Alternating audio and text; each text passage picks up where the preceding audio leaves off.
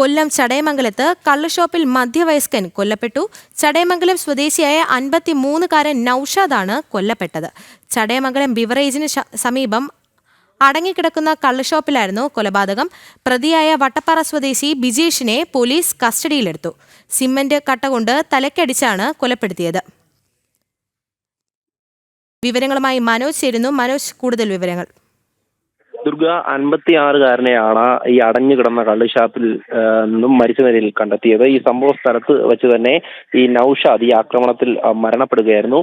അതായത് പണം നഷ്ടപ്പെട്ടതായി പറഞ്ഞാണ് ഇവർ രണ്ടുപേരും തമ്മിൽ തർക്കമുണ്ടായത്. അതായത് ഈ ദിജേഷും നൌഷാദും തമ്മിൽ ഒരു തർക്കമുണ്ടാകുന്നു. തുടർന്നാണ് നിലത്ത് വീണ നൌഷാദിനെ, ഈ സംഘർഷത്തിനിടെ നിലത്ത് വീണ നൌഷാദിനെ അവിടെ ഉണ്ടായിരുന്ന സിമന്റ് കട്ട കൊണ്ട് തലയ്ക്കടിച്ച് കൊലപ്പെടുത്തിയത്.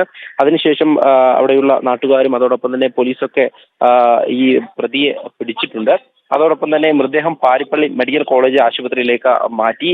ഈ അടഞ്ഞുകിടന്ന കള്ളുഷാപ്പിൽ അവിടേക്കാണ് ആളുകൾ എത്തുമ്പോൾ ഈ ഒരു സംഘർഷം കാണുന്നത്. അതോടൊപ്പം തന്നെ ഈ പ്രതിയെ തിരിച്ചറിയുന്നത്. എന്തായാലും ചടയമംഗലം സ്വദേശിയായിട്ടുള്ള നൌഷാദാണ് മരിച്ചിരിക്കുന്നത്. പോലീസ് തുടർ നടപടികൾ സ്വീകരിച്ചു വരികയാണ്. ശരി, കൊല്ലത്ത് നിന്ന് മനോജാണ് വിവരങ്ങൾ പങ്കുവച്ചത്.